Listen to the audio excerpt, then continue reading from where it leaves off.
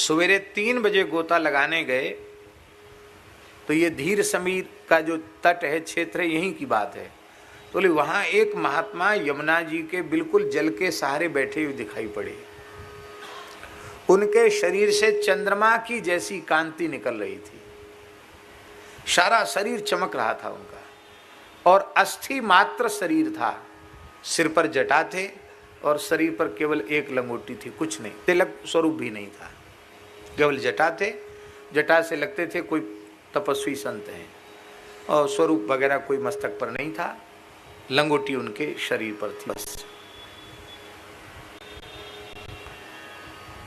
तो हमको बड़ा आश्चर्य हुआ कि ये महात्मा तो मैंने कभी देखे ही नहीं, पहली बार दिखाई पड़ रहे हैं। और इतने दुर्बल संत हैं, अस्थि मात्र शरीर है, तो ये आए कैसे होंगे चल के? कौन लाया होगा इनको? बोले खूब पास में जाके दर्शन किया, दंडोत भी किया, लेकिन उन्होंने हमारी तरफ देखा नहीं। हम स्नान ध्यान करके चले आए, फिर अपने ठाकुर मंदिर में सेवा करनी होती थी। मन नहीं माना, तो दिन भर तो कुछ बोले नहीं। रात्रि में जब ठाकुर जी की शयन हो गई तो हमने गुरु जी के चरण दबाते हुए कहा, गुरु महाराज के, महाराज जी आज सवेरे सवेरे हम गए गोता लगाने, तो ये धीर समीर के आगे की बात है, यहाँ ऐसे ऐसे एक महात्मा झाड़ी में बैठे दिखाई पड़े। गुरुजी उठ के बैठ गए, बोले वो सिद्ध पुरुष हैं, तुम भाग्यशाली जो तुम्हें दर्शन हो गया, चलो उनकी सेवा देखो, शायद हमें भी हो जाए दर्शन। महाराज जी बोले, गुरुजी, महाराज के गुरुजी। तो मंदिर में ठाकुर जी का जो दूध भोग था ब्यारू का, वो कुल्हड़ में लिया और ठाकुर जी का अधोटा दूध कुल्हड़ में लेकर के गए वहां।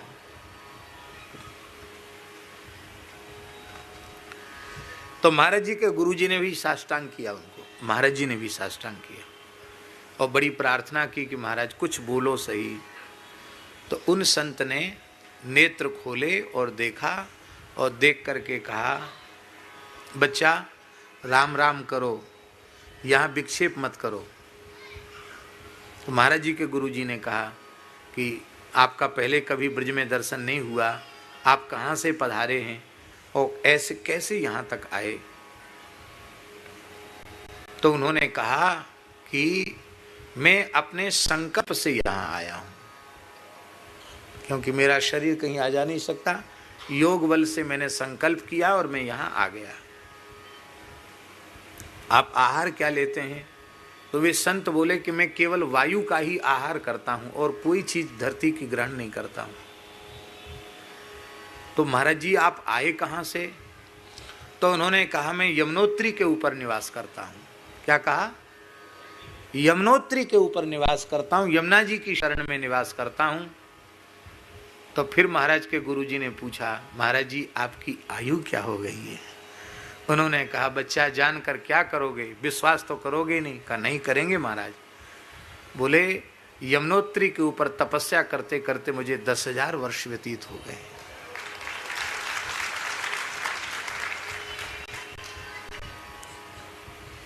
तो महाराज जी यमुनोत्री तो उत्तराखंड है, यमुना जी हैं, वहाँ धाम है, फिर यहाँ वृंदावन में किस लिए आए?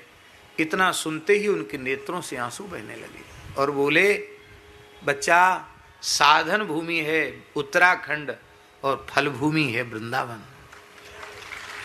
हमने जमुना जी के तट पर रह के इसलिए साधन किया जहां से जमुना जी का उद्गम हुआ कि हमें ब्रजवास मिल जाए। अब श्री यमुना जी ने कृपा करी है, मैं अपने देह को ब्रजरज में विलीन करने के लिए यहाँ आया हूँ। पर तुम इस संवाद को किसी से कहना नहीं, क्योंकि तुम्हारे शिष्य को पुजारी को दर्शन हो गया और आपको दर्शन हो गया, बाकी कोई मुझे अपनी आंखों से देख नहीं सकता है मेरी इच्छा के बिना, और किसी से कहना नहीं। और कल वैशाख शुक्ल एकादशी है, सवेरे 3 बजे ही हम यमुना जी की रज में विलीन, यमुना जी के जल में रज में विलीन होंगे, ये कहा उन्होंने। तो महाराज जी कहते कि हमारे गुरु जी ने कहा कि सरकार आप कुछ लेते तो नहीं हैं, पर हमारे ठाकुर जी की, गोपाल जी की गैया का दूध है और ठाकुर जी का शयन भोग है, आप गुरु महाराज के शब्द हैं पहाड़ी बाबा। बोले गुरुजी ने कहा आप चुवन्नी भर ले लो। चुवन्नी भर माने चुवन्नी जानते हैं ना, चुवन्नी। तो आप चुवन्नी भर ले लो, नेक 100 ले लो। तो उन्होंने हाथ में कुल्हड़ लिया और होठ से लगाया। पता नहीं पिया कि नहीं पिया, कितना पिया या खाली होठ ही लगाए, और बस ऐसे करके महाराज के गुरुजी को दे दिया। महाराज जी कहते हमारे महाराज ने भी प्रसाद लिया, बचा हुआ हमको दिया। और अब चटपटी लगी, किसी को कहना तो है नहीं, तो गुरुजी के साथ सवेरे ठीक 3 बजे फिर पौने 3 बजे वहाँ पहुँच गए। वहाँ क्या देखा, वो गए यमुना जी में खिसक कर वे संत, और ऐसे यमुना जल का आचमन किया, और जल में बैठे बैठे देह सहित रज में जल में विलीन हो गए। महाराज जी कहते ये घटना हमने अपने आंखों से देखी है, शरीर का कहीं चिन्ह भी नहीं दिखाई पड़ा। दूसरी घटना सुनाते ब्रज की महिमा की। महाराज जी कहते ये तो हम पुजारी थे तब घटित भई, और ये दूसरी घटना तब घटित थी गुरु महाराज का शरीर नहीं था, हमको महंत बना दिया था लोगों ने, घेर घार के, हम तो घूमने फिरने वाले मूर्ति, जबरदस्ती महंत बना दिया। हमारे गुरु भाई लोग थे, कहते नहीं गुरु जी की आज्ञा थी कि पुजारी को ही बनाना, तो अब आपको तो बनना पड़ेगा, तो जबरदस्ती महंत बना दिया। महंत बन गए, बीच बीच में भाग भी जाते थे, फक्कड़ों का ऐसा ही होता है। तो बोले एक महात्मा आए खाकचौक में, बोले मैं एकांत साधन करना चाहता हूँ। तो महाराज जी बोले भाई यहाँ तो संत निवास है, अलग से कोई ज़्यादा व्यवस्था नहीं है, तो आप छत पर मढ़ैया डाल लो। बोला ठीक है। तो धूना घर के छत के ऊपर उन्होंने मढ़ैया डाल ली और वहीं रहते थे। 4 महीना रहे वो, और पूरा आषाढ़ सावन भादों कुवार कार्तिक तक रहे। और कार्तिक पूर्णिमा होने के बाद महाराज जी को दंडोत किया, और दंडोत करके बोले अब हम जा रहे हैं। महाराज जी कहते सप्ताह में 1 दिन पतली खिचड़ी खाते थे वो। कितने? 7 दिन में 1 दिन पतली खिचड़ी खाते थे, और बाकी केवल जल पर रहते थे। कहते ऐसे ऐसे महात्मा देखें, कैसे महात्मा थे। अखंड भस्म धारण करते थे शरीर में, अखंड विभूति चढ़ाते, और 7 दिन में 1 दिन खिचड़ी लेते, शनिवार के शनिवार खिचड़ी लेते थे। तो उनके रहने से बहुत मन में प्रसन्नता थी, दिनों रात ध्यान में बैठे रहते, भजन में बैठे रहते। तो भजनानंदी मूर्ति कहीं किसी स्थान में रहता है तो स्थानधारी को भी प्रसन्नता होती, चलो माला फेर रहा, साधु रह रहा है, अच्छी बात है। और सब प्रपंच करने वाले तो बहुत मिलेंगे, भजन करने वाले लोग नहीं मिलते जल्दी। तो महाराज जी कहते हैं हमारा मन था कि ये संत हमेशा विराजें, लेकिन बोले नहीं नहीं, हम तो बहुत दिन रह गए, चातुर्मास हमारा हो गया, अब हम उत्तराखंड जाएंगे। बहुत मनाया, नहीं माने तो ठीक है, जैसी महाराज हरी इच्छा। भेंट विदाई तो उन्होंने कहा धाम क्षेत्र में ली नहीं जाती, और हम पैसे का स्पर्श करते नहीं, द्रव्य का स्पर्श नहीं करते, वाहन में भी नहीं चढ़ते, हम पैदल ही चलते हैं, वाहन में चढ़ते नहीं है, द्रव्य का स्पर्श हम करते नहीं। बहुत आनंद से आपके यहाँ रहे, अब हम जा रहे हैं। चले गए, और जाने के बाद 3-4 घंटे बाद शाम को लगभग 5 बजे के करीब वो दंडोत करके गए होंगे, शाम को पंजागु 5 बजे, और 4-5 घंटे बाद मैं रात्रि को लगभग 10 बजे के करीब वो फिर लौट के खाकचौक आ गए।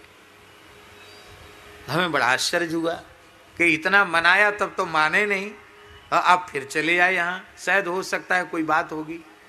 आओ आओ आओ गुरु भाई दंडोत आओ, विराजो। हम बैठ के आसन लग गए। बोले महाराज एक बात पूछें, आप बुरा तो नहीं मानोगे? हाँ, काहे बुरा मानेंगे, कहिए महाराज जी क्या बात है। बोले हमारे रोकने पे तो आप रुके नहीं, आप फिर लौट के कैसे आए? बोले हमारा एक अपराध धाम के प्रति बन गया था, उसका प्रायश्चित करने आए। कैसे? बोले हमारे मन में 4 महीना वृंदावन में रह के ये भावना आ गई कि यहाँ तो लड्डू कचौड़ी खाने वाले, तस्मई मालपुआ खाने वाले साधु हैं, भेंट दक्षिणा लेने वाले साधु हैं, यहाँ भजनानंदी साधु नहीं हैं। तो क्या ऐसे लोगों के बीच में रहना, उत्तराखंड में रहेंगे, ये मेरे मन में आ गया।